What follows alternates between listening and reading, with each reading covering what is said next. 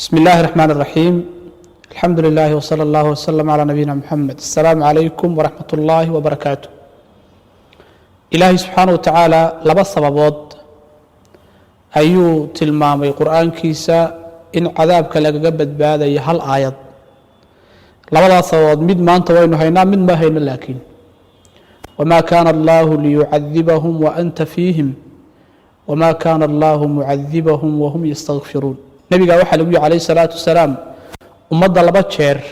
ilaahay cadaabi maayo adigoo dhex jooga halaag lagu salidi maayo la cadaabi maayo ayagoo ilaahay dambi dhaaf weydiisanayo istighfaarta wada oo astaghfirullah ilahna la cadaabi maayo ilaahay subhanahu wa ta'ala taa maxay ka dhigan tahay nabiga hadda inama dhex jooga calayhi salaatu wassalaam uu dhintay maxaynu cadaab kaga badbaadaynaa wama kaana allahu mucadhibahum wahum yastaghfiruun ayagoo ilaahay dambi dhaaf weydiisanaya ilaahay cadaabi maayo subxaanahu wa tacaala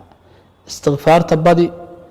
markastoo dambaabtid iyo markastoo dembi isku ogeyn sababtoo ah dembi kama badnaatidba qofku macsuum maaha wuxuu u baahan yahay mar walba inuu istighfaarta iyo dembi dhaafka ilaahay weydiisto istighfaarta badi waad badbaadi insha allah assalaamu calaykum